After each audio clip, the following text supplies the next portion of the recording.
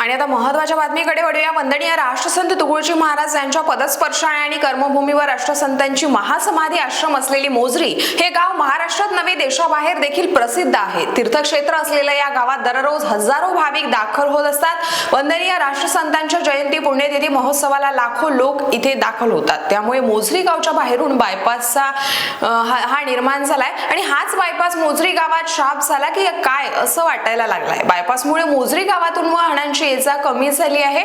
बहुतांश वाहने बायपासने जात असल्याने स्थानिक छोटे व्यावसायिकांच्या कमाईवर मोठा परिणाम झालाय। बायपासमुळे भाविकांची देखील संख्या रोडावलेली आपल्याला पाहायला मिळते।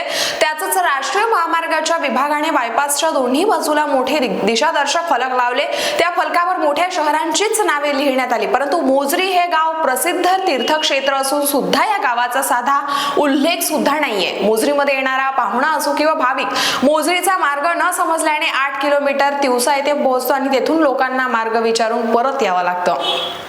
फलकावर मोझरीचे नाव न लिहिणे ही झालेली चूक की मुद्दाम केलेली चूक हे समजायला वाव नाही। तसेच बायपासच्या आजूबाजूला असणाऱ्या शेतकऱ्यांच्या शेतात जाणारे सर्व मार्ग विस्कळीत करून टाकले आहेत। काही ठिकाणी पाणी साचले आहे, त्यातून शेतकऱ्यांना ये-जा देखील करता येत नाही आणि त्यात सापासारखे विषारी प्राणी देखील त्यामध्ये असतात। रस्त्याचे पाणी निघण्यासाठी नाल्या देखील केल्या नाही आहे, त्यामुळे शेतात जाणारे रस्ते व पाणी निघण्यासाठी नाल्या बांधण्यात यावा, सदर मागण्या पूर्ण कराव्या, अन्यथा 24 डिसेंबरला NHAIच्या कार्यालयात डेरा आंदोलन करण्यात येईल। या मागण्यांचे निवेदन महाप्रबंधक राकेश जावदे यांना सादर करण्यात आले।